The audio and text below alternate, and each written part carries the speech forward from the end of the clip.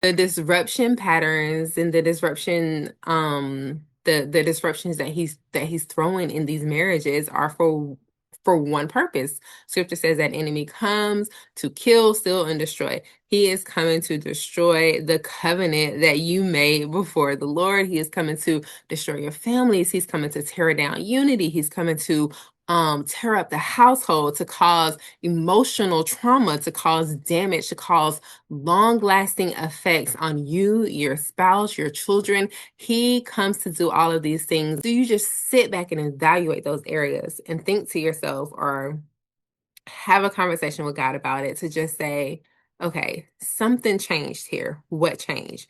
When did it happen? When did it occur? Where did it come from? Just evaluating all of these things, having a conversation with your husband, even to try to get to the root of things. Because I'm going to tell you where the enemy wins whenever he throws these things into the marriages, whenever he throws these boomerangs into the marriage, where he wins is that we don't seek out the cause, and we don't have conversations, and we don't listen to understand.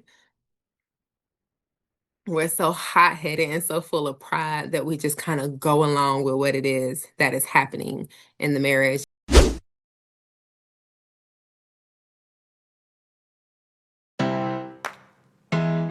For us to see, do we really love each other? She was a wise woman. You don't know what you don't know, right? So once you're exposed to something new, you're like, wow, this is how it's supposed to. I don't know what to do. He will, of course, cover me in prayer. I have done things my own way, very erroneous. I mean, when I tell you endured, It was just the overflow of every emotion. The word widow, I completely despise. Has tainted this area of sex so much.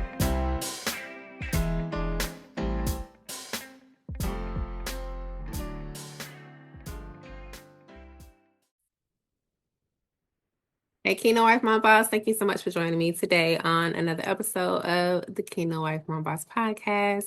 I love you guys listening in and giving your feedback. It is greatly appreciated, and I'm glad to know that some of the things that are being said are helpful or impactful in your everyday life. So a shout out to everyone who's able to interact in that way. And I am always open to your feedback. What do you need to hear? What topic of conversation do you need for your everyday life, girl? We are here for it. That is why we are here.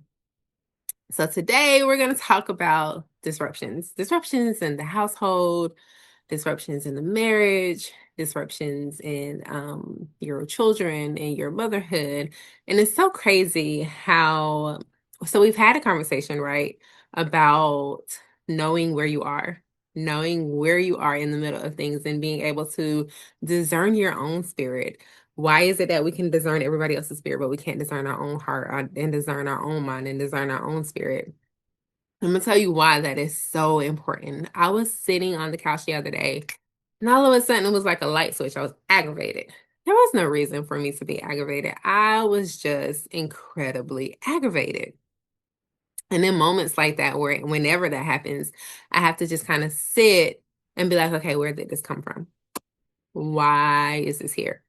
There are so many times where the enemy throws a spirit of confusion or anger, bitterness, whatever. He pulls whatever he can pull to cause disruptions in your marriage and in your home, just in your household and your family altogether. And if you are not tuned in to God, you're going to go right along with it.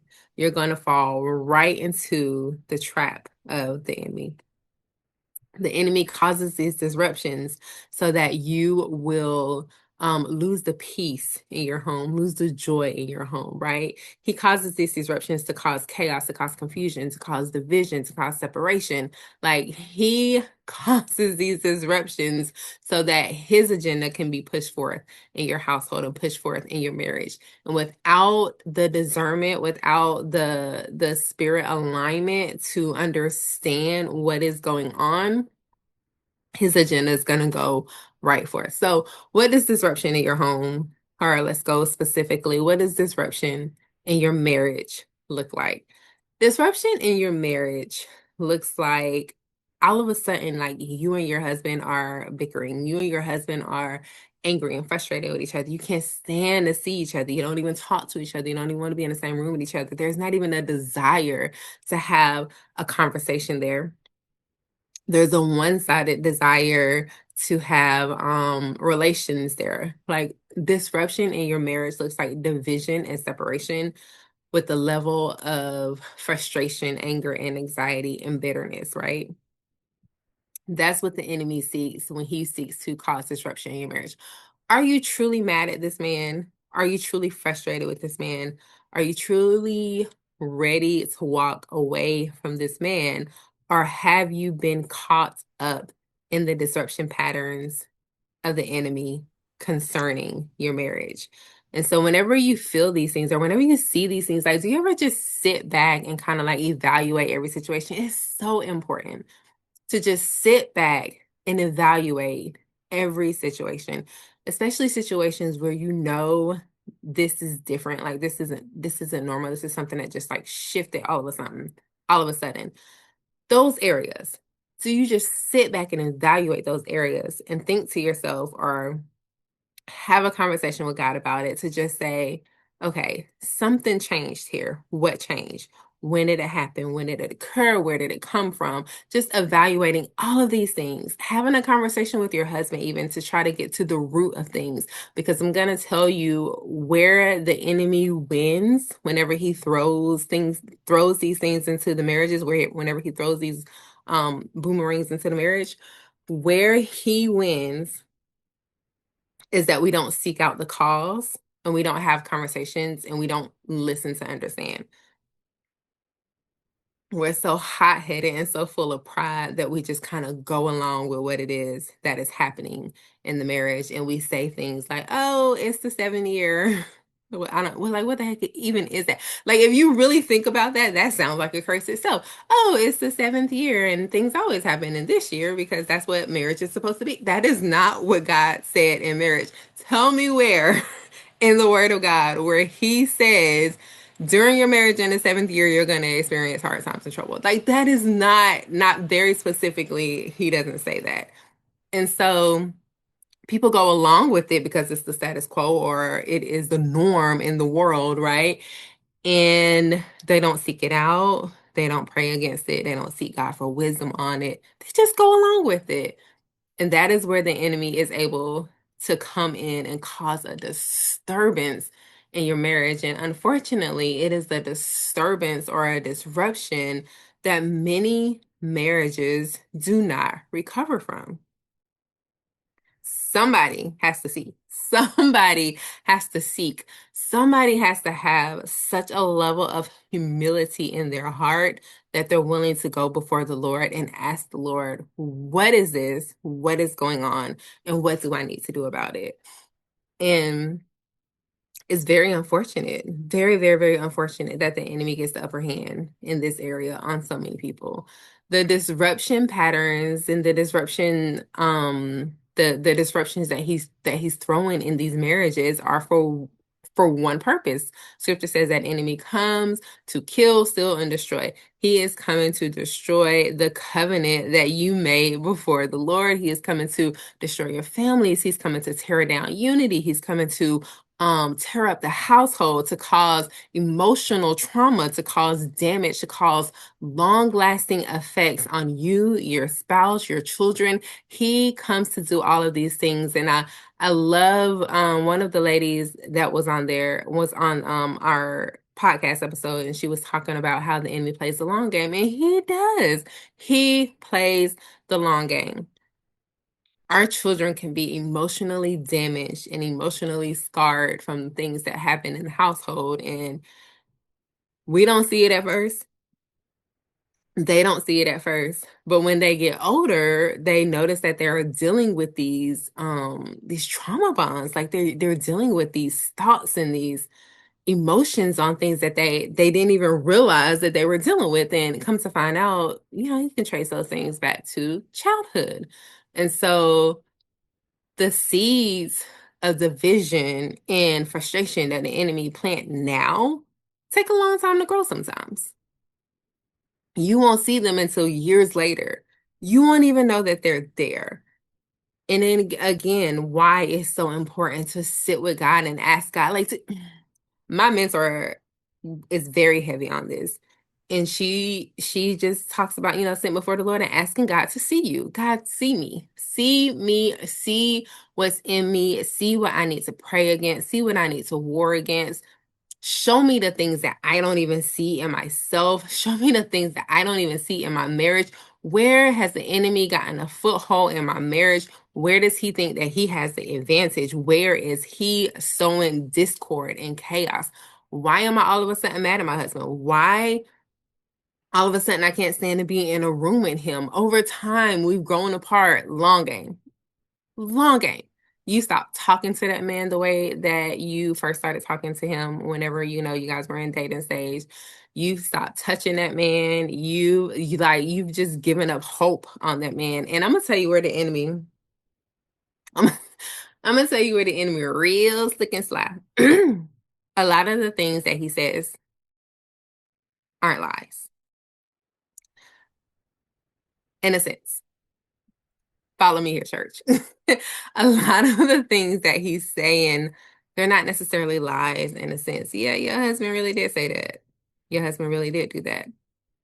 But because it is not what God sees anymore, because God has seen past it, he has redeemed the situation, he has forgiven the situation. The fact that we're coming into agreement with it and the enemy still speaking something that God is not speaking makes it not true, which makes it a lie. Because maybe your husband was bad with money. I don't know. Let's just throw something random out there. Maybe your husband was bad with money, but he's grown and he's not bad with money anymore. But the enemy wants you to think about all of the stuff that y'all have lost because your husband at one point in time was bad with money.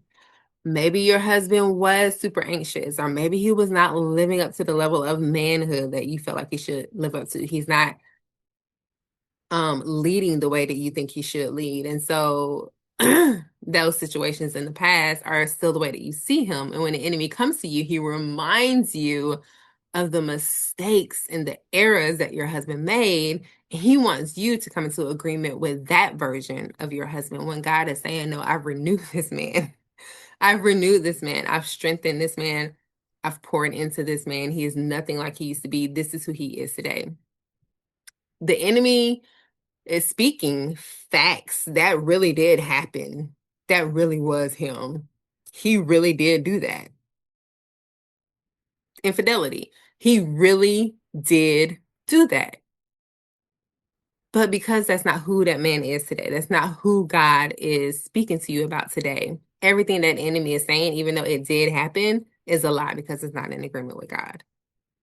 God speaks the renewed us. He speaks the restored us. He speaks the other side of the other side of the wilderness where we're coming to the promised land. Like he's not speaking us in bondage. He's not speaking us in slavery. And the enemy wants us to think on the bondage. He wants us to think on the slavery. He wants us to consider our spouses to be still in Egypt. Still in Egypt, still in bondage, still struggling. And he'll get you to try to profess those things over your husband. If your husband was a cheater and he hadn't done anymore, and you're still calling him a cheater, and God is like, I've renewed this man, I've strengthened this man, and he's not that person anymore. But you're still in agreement with it. You're still speaking and professing and proclaiming this thing over your husband. If he was not a good leader, you're still professing and proclaiming this thing over your husband. You're in agreement with the enemy. You're not in agreement with God. And so it causes a disruption in the marriage because the promises and the truth that God is speaking over your marriage, you're speaking against it. You're not in agreement with what it is that God is saying, and you're speaking against it. Well, when those waves hit, it's causing a disruption. It's not flowing together. They're headbutting one another. And so the peace that you desire to see in your marriage and the growth and the healing that you desire to see in your marriage, it can't be there because your mindset and your heart and your spirit is not in alignment with what God has said for things to be now. He says, for I know the plans that I have for you. You're not in agreement with those things now. You're still agreeing with the old thing. that used to be your husband. You're still agreeing with the thing that the enemy is getting, like holding over your marriage, to cause it to be heavy, to cause it to be a weight, to cause it to be a struggle, to cause it to be a disruption. There are so many different ways that we can talk about that the enemy will cause disruption in a marriage. I got a lady coming on in a few weeks, and this is the second one I've had. She talks about sex. And I think having those conversations about sexual intimacy in the kingdom community is so important, because a lot of girls, a lot of women, when they were girls, experience some kind of sexual trauma, some kind of illegal activity, illegal touching, some kind of some form of molestation. And it doesn't really hit them until like they get older. Like they don't, you know what I mean? They might struggle with it a little bit. A lot of those can be 50-50. Some girls become very promiscuous. And so y'all gotta be real careful about these little girls that are promiscuous that we're just calling fast and grown, because some of them are like hurt. Like some of them are damaged. They need to have a conversation with somebody so that they can, let somebody know that they're not okay.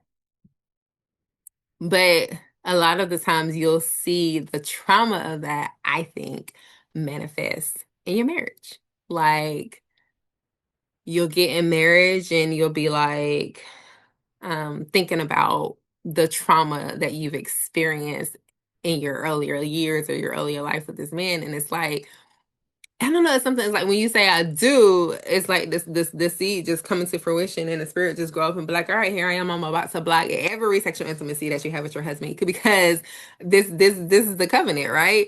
And so she's gonna come on and she's gonna have a conversation with that, because that's also a way that the enemy causes the disruption in marriage. He causes the disruption in the bedroom. We gonna have a conversation about witchcraft in the bedroom at some point. We're gonna have a full conversation about witchcraft in the bedroom at some point. We're gonna talk about the level of warfare that can happen in a bedroom when the enemy sincerely seeks to cause a division between you and your husband. And so the word curses and everything that goes forth, and having a heart and a spirit and a mind of alignment with who God is and what God is speaking, so that you can get the revelation or you can get the discernment of what's going on and come against it instead of following it along. And I make a joke all the time about it and I laugh about it, but like, girl, you ain't sleep. Stop faking sleep. You can't do that every single time. I get every now and then, girl, you tired, you burned out. Okay, you just don't want to do it.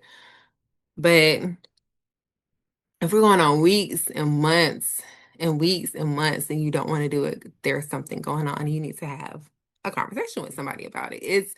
It literally is, at that point, not even a foothold for the enemy. You have opened the door wide open, especially if you know that your husband is one of those people who, like, that is just something that they want in their marriage. That's just something they need in their marriage. And having those conversations before you get married is pertinent to making sure that your marriage is going to succeed to the level that it needs to succeed, because you're going to know that, hey, this is what my husband expects. There is nothing wrong with it. But when you're not on the same page about it, that becomes a problem. That becomes a problem. The people that you let into your home, the people that you let into your marriage, as far as like conversations or information, like they know what's going on in your marriage, that causes a disruption in your marriage. There are so many different things that can cause a disruption in your marriage, but you got to be on guard. And sometimes I hate saying that because it feels like I'm saying you got to like fight all the time for your marriage. That's not necessarily always true. But if the enemy is coming for your marriage, you got to be able to fight for your marriage. But you also got to be smart enough or wise enough to seek God for the difference between warfare in your marriage or you're tearing down your own marriage. You're causing the disruption in your marriage. You're tearing down your own marriage because of your own way, because of your own pride, because of your own control that you refuse to deal with. You refuse to surrender those things over to God. You're causing the disruption in your marriage because of those very things that you decide that you just don't want to do it. And I think it's so important to make sure that we seek God for healing of ourselves. Because God is again, God is gonna deal with you first. So important that we seek God for the healing of ourselves. So that we can make sure that when we're coming before the Lord to intercede for our marriages, we're coming with a pure heart. We're coming with clean hands and a pure heart. We're not coming to be an accuser of the brethren. We're not coming to say what our husband isn't doing or he's not, like, we're not coming in that aspect. We're coming to legitimately see healing and growth in our marriage. And I think it's so important to make sure that you guys spend time together. Me and my husband's work schedules right now are like mad crazy, mad crazy. And so in the month of August, in the month of August, my husband was like, "Hey, let's wake up and read these books and pray every morning, but to start our day, to do it together," which we don't normally do because our mornings are like our morning times are so different of like getting up and doing whatever. And we did that for the month. And it was amazing, of course, to be able to have him, because I always read and pray in the morning, and he, reads and pray in the morning, but we do it separately. So it's amazing to have this in unity and to just have a discussion every morning, a conversation every morning about what it is that we were reading. And I, of course, was just grateful for the intentionality of him, of us being together in the morning and reading and praying. That can be hard in some marriages. I'm not saying that that's not hard. Sometimes it is very hard. Your schedules are crazy and they're on two different times, and having a moment together, going on date nights or doing whatever, like those things can be incredibly difficult, and you have to be incredibly intentional about it. And so I think that when you have a heart and a mind to really see your marriage survive, I don't know what it is about marriages nowadays. I feel like people are like, I can love you or I can leave you. Like they're just like, whatever, you're here. If you leave, you leave, it's fine. A lot of people aren't willing to fight for their marriages anymore. And I don't mean like verbally fight, fist fight, internet fight. Like I'm not talking about the petty world carnal sense of fighting. Like that's dumb. I'm just gonna say it's dumb. It's really, really dumb. But fighting for your marriage in the sense of seeking the Lord for your marriage, like how are y'all getting married as Christians, knowing that this is a covenant under God, but you're not seeking God for wisdom concerning your marriage? Like, how does that even become a thing? And listen, let me be real humble right now, because I'm saying that, but not in a accusatory sense, because I did that. Like I got married under the covenant of God and did not seek God for my marriage until the enemy was literally right here in my face. Like the enemy was literally right here in my face. Wasn't afraid, wasn't like bold in my face.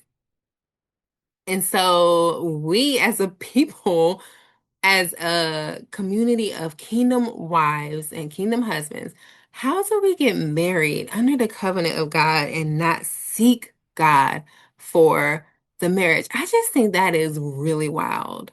That is really crazy that we are people who do that. I don't know. I just got off a little side. But anyways, seeking God, seeking God for your marriage and having a heart to fight for your marriage in that way. So seeking him and asking him what's going on in your marriage. Like, what does he see in your marriage? Is there anything that you need to do in your marriage? Like, do you need to show up better in this place? And it's about you. It's about you. Pray for your husband, intercede for your husband, whatever. But it's about you. And if you're a guy listening to this, it's about you. Pray, intercede for your wife. You can't control them. There's nothing that you can do to control them. Like you can't do it. All you can do is pray, intercede, and ask God to lead. That's it. That's it. Show up with your best foot forward. And so God, what do you need me to pray for? Pray over my marriage. What do you need me to like warfare in my marriage? And I shared this a couple episodes back. Like sometimes when you see God for stuff like that, He's gonna start showing you some stuff, and you're gonna be like, "Oh my gosh, I didn't know, I had no clue." There are some things that your spouse is dealing with that you have no clue about, and baby, it is tearing your marriage up. It is more severe than you thought it was. It is a struggle. And it is something that I'm not calling you a superhero. I'm not saying that you have to save your husband. I'm saying that when God put you two together, you are there to help each other. And if you see something in your husband, if you see something in your spouse that you know is of the enemy, you know it's not of God, and God is giving you the vision, the discernment, and the authority to pray against that thing, because sometimes when we're in a storm, we can't see. But if you see it, it is your duty, it is your responsibility to pray and to war against that thing. Otherwise, the enemy wins. I don't even know what the divorce rate is in 2025. I do want to look it up real quick. Y'all bear with me because I am curious.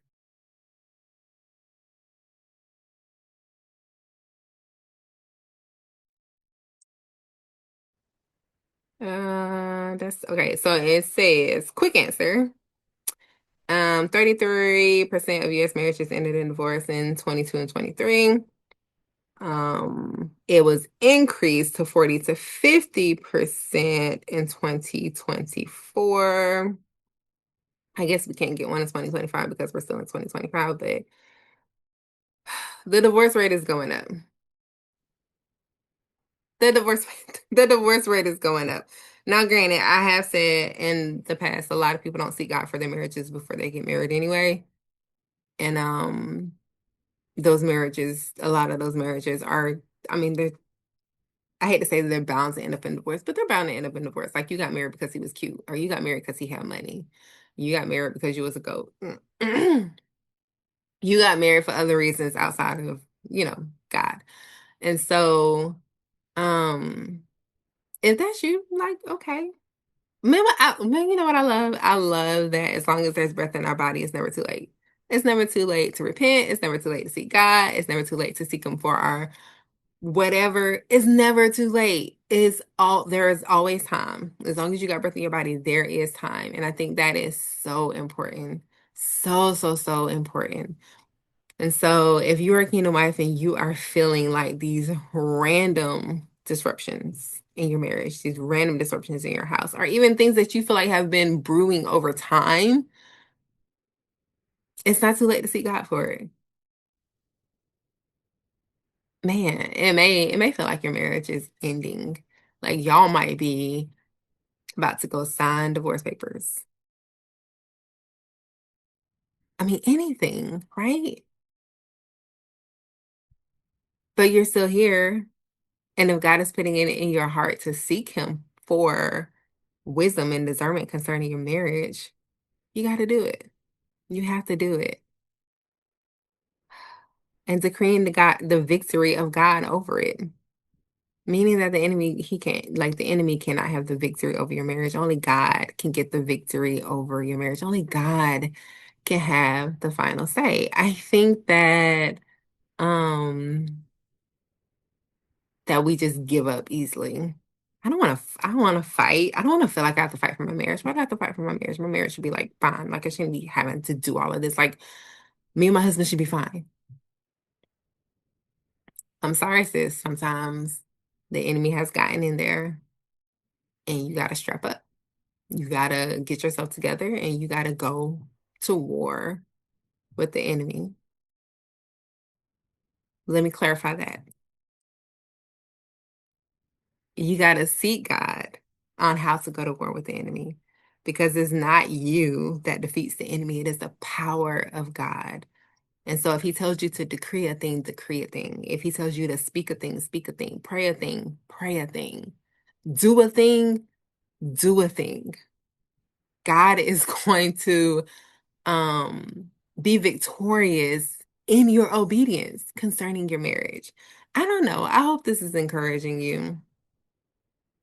Not that the enemy is going to come against your marriage, but that if the enemy has come against your marriage, it's not too late to seek God for it. It's not too late to decree the victory of God over it, or to see the victory of God over it, to destroy the works of the enemy that is trying to come against your marriage. I created that warfare battle plan, which is still on my website if you want to go and take the scorecard. It's a warfare battle plan scorecard, and what it does is it asks you questions to see what your level of warfare might be. With all things that you do, I'm going to ask you to seek God and use wisdom. Use the wisdom of God. And with each level of warfare, you get a battle plan.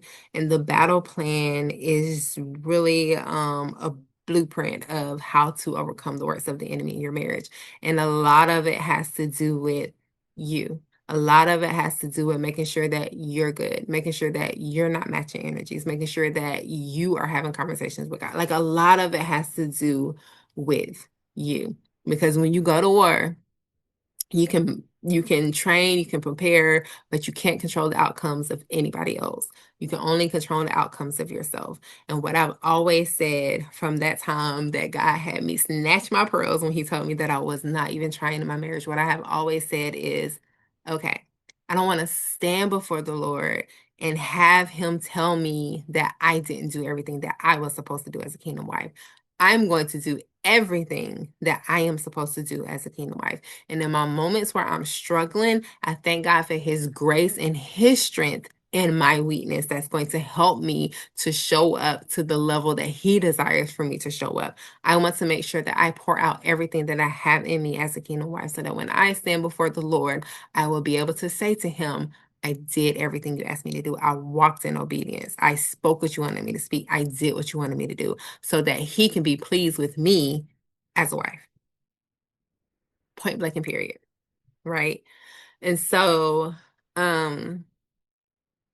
when the enemy comes to throw those disruptions, when the enemy comes to throw those stones, when he comes to try to break your home, when he comes to try to tear down the unity and the strength of your home,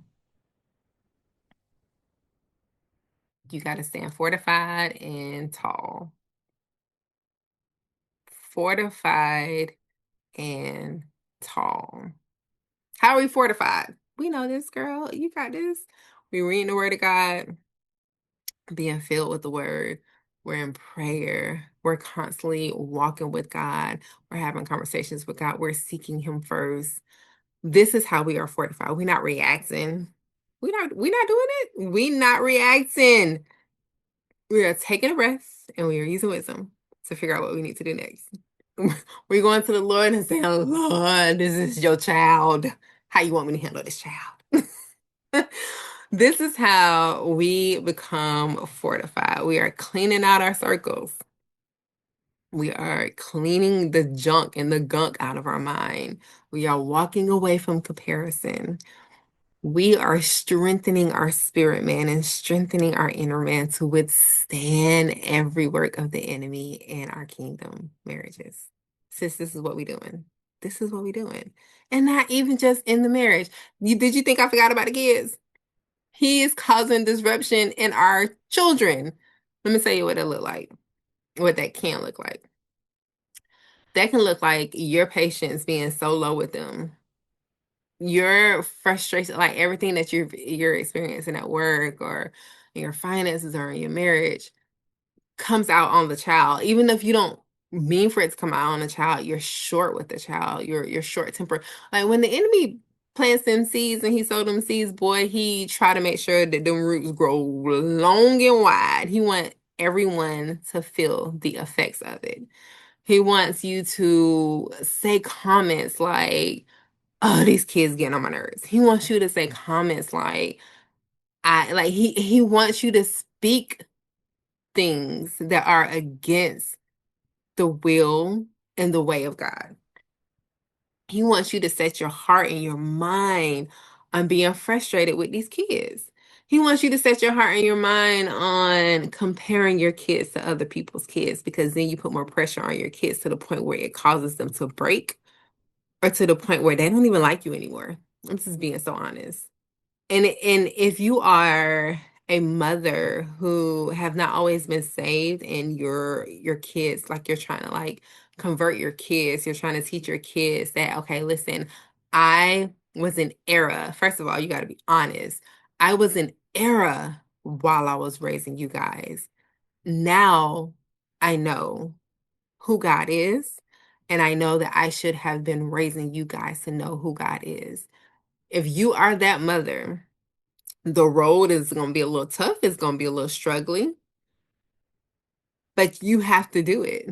You have to continue to train up your children. You have to continue to sow those seeds of righteousness in your kids, even when you know your kids don't want to hear it.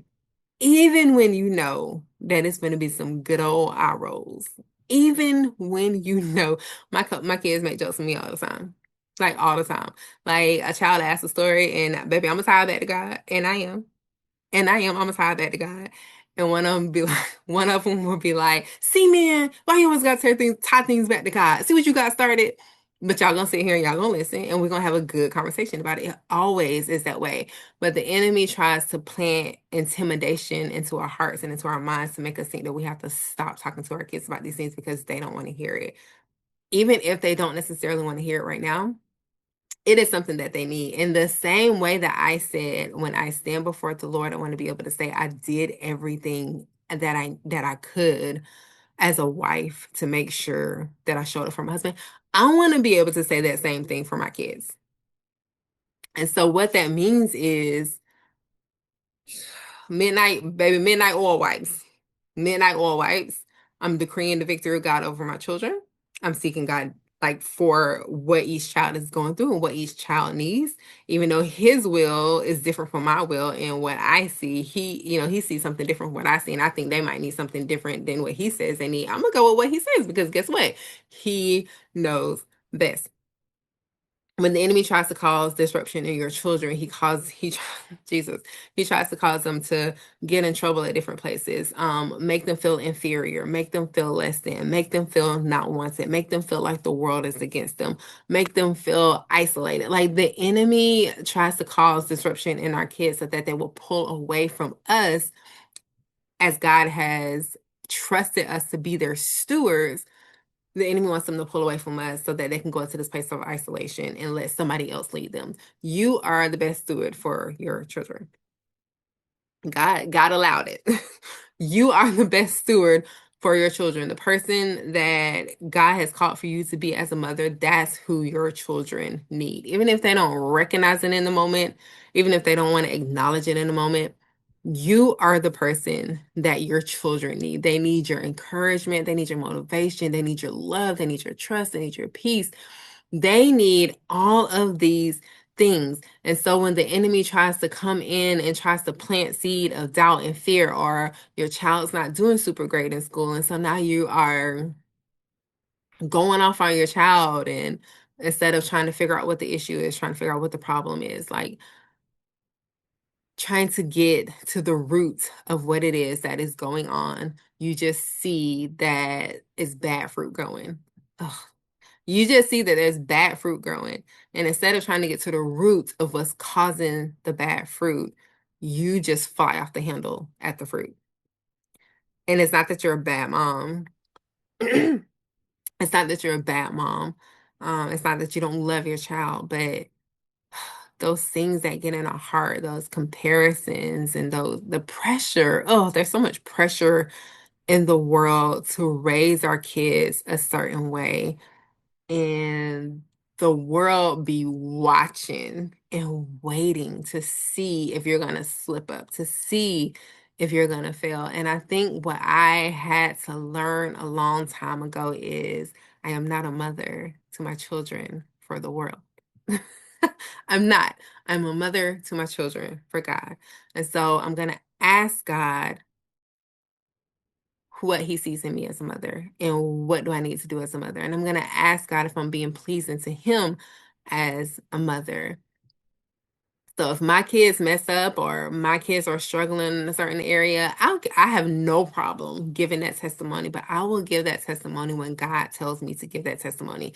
If you're looking for me to validate my standing as a mother or my child's mess up as a child, if you're looking for me to validate that for you, baby, I'm sorry, you're going to be waiting a long time because I will not move until God tells me to move on a situation like that. You could be causing harm to your children by speaking out of order on what it is that God is doing in your life. And so for me, when situations happen, I mean, of course, me and my husband, we're going to go to the Lord and we're going to ask God, how do you want me to handle this? How do you want me to deal with it? Because the testimony is going to be that Jesus did it, not Clemetra did it, not Trino did it, like mom and dad didn't do it. The testimony is going to be that God delivered them out of this situation. Your children have a testimony too. But sometimes in our pride or in our arrogance, we can try to steal God's glory. Whoa. We can try to steal God's glory. No, you didn't do it. No, it wasn't you. God did it. God has a plan and a purpose for your child as well. And this is what, if you really look at it in this sense, this is why it's so important to tune into God for what you need to be doing and how you need to be showing up.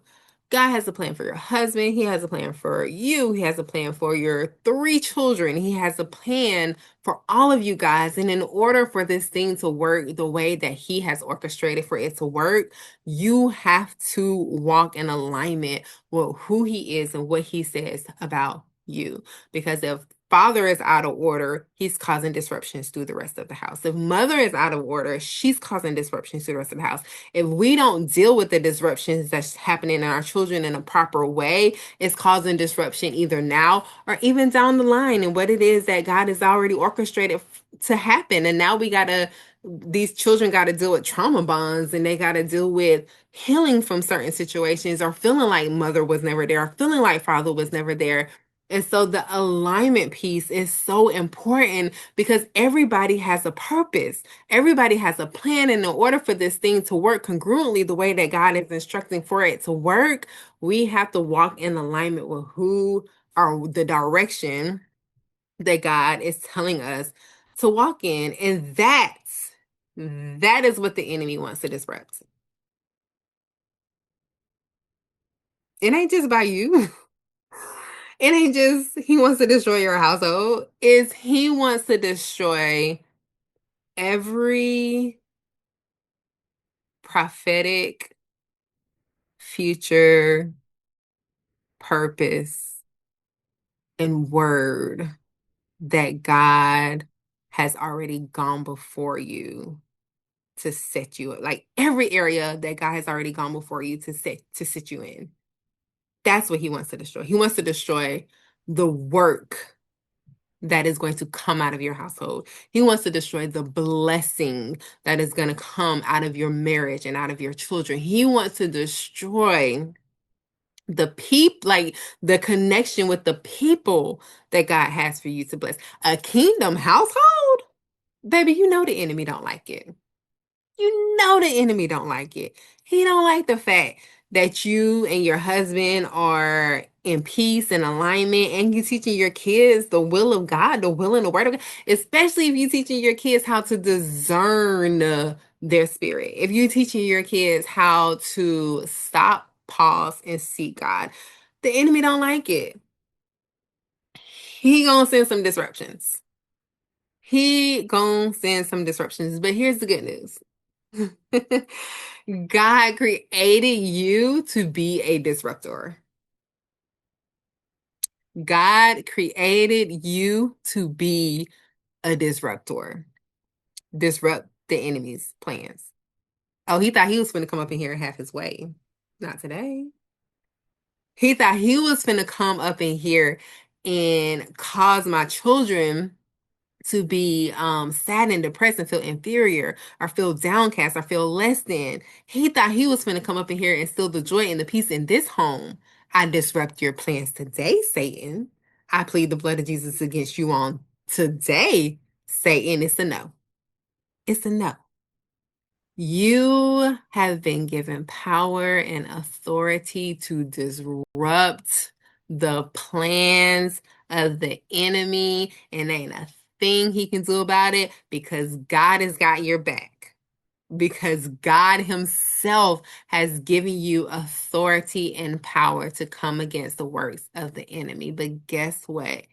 It takes a humble heart, clean hands, and an aligned spirit to be able to sit with God and do the work and speak the things that He's telling us to do and to speak. So even though the enemy comes in and he tries to throw disruptions, we ain't even finna get into work and school. And I told my son when he was in third grade, he was a wild child, Lord Jesus help us. He was a wild child. And I told him, I said, listen, you're gonna make a name for yourself. And this is how people are gonna constantly see you. They're not gonna see the growth. They're not gonna see the, my God, they're not gonna see the evidence of change. You're not gonna see any of these things. They're gonna always tie you back to the child that they felt like caused problems. Point blank and period.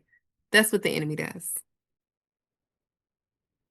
He always wants to have everyone view you as the person that you used to be, as the mistakes you used to make, right? As the negativity that you used to carry around. Like that's what the enemy does. And he does that through other people. I'm just gonna tell you, like he does that through other people. These people can be family, these people can be friends, these people can be complete strangers. He does that through other people. And he does that to keep you down, to keep your spirits down. It's an oppression, it's a weight that the enemy uses to keep you from elevating or to keep you from growing. And I sought the Lord back then. I sought the Lord back then. I said, okay, God, how do you want me to navigate this child? And he said, change schools. Oh, got it. Change schools, did not have an issue with him. Nothing. Change schools. And from then on, every single year I ask God, what are we doing this year? Like where do you want me to go this year? What do you want me to do this year? What we doing with these kids? Like what sports and activities can we like I'm gonna ask the Lord about it because I realized a long time ago that his way is legitimately better. His plan is better. He has the vision, he has the insight, he has the wisdom. And without that, I am blinded and blindsided to just out there for the enemy to take advantage of. And trust me, he will try to take advantage of you and what it is that the Lord is trying to do. He's gonna try to take advantage. He's gonna try to take you off course. He's gonna make you feel like you are able to do this on your own. You don't have to seek the Lord. He lures you away with temptation and with, again, comparison. Like he lures you away with those things just so he can get in the mix and take you off course. It's like little waves of disruption until bam, it just really hits. And so even in those waves of disruptions, is when I started this podcast, I said I had a moment where I was just sitting on the couch and all of a sudden I was frustrated. I was like, where did this even come from? When you feel even those little waves of frustration, girl, you ain't talked to your husband in a couple of days. You have talked to your husband, but your heart hasn't even been in it. You've just been doing it. Oh God, that's hard. Right? Because you've just been doing it out of obedience to the Lord. You know that you're trying to be obedient to God. And so you can't ignore your husband. You have to have conversations with your husband, but baby, your heart is not in it. What's in your heart? What happened? What shifted? What shifted in your heart? Seek that thing out. Because when God gives you instruction, your heart has to be humble. Your heart has to be pure. Your hands have to be clean so that you can do the work of the Lord. And don't fret, His grace is sufficient. When you are weak, in your weakness, when you feel like, I can't do this, or I am hurting, or I am genuinely frustrated, I am genuinely angry, I am genuinely mad. When you have those moments, I just like to say, just laying those moments down at the cross and saying, God, I am feeling all of, like, what I am feeling is real. I am feeling all of this anger. I am feeling all of this bitterness. I am feeling all of this frustration. But I don't want to keep walking in my marriage this way. Clean me. May your grace be sufficient to carry me to a level of healing, a place of healing that I need to be in so that I can do what I need to do for my marriage. It's so important, man, to just seek the face of God for every situation. Because if you're a kingdom wife or a kingdom husband and you're trying to make sure that the presence of God is ruling and abiding in your home, the peace of God, the love of God, the joy of God, the spirit of God is ruling in your home,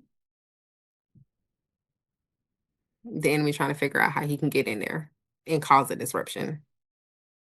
He's trying to figure out how he can get in there and cause a disruption. He don't want to see the grace of God on your home. He don't want to see the peace of God. He don't want to see the favor. Like, he don't want to see that. He's trying to get in there and disrupt it.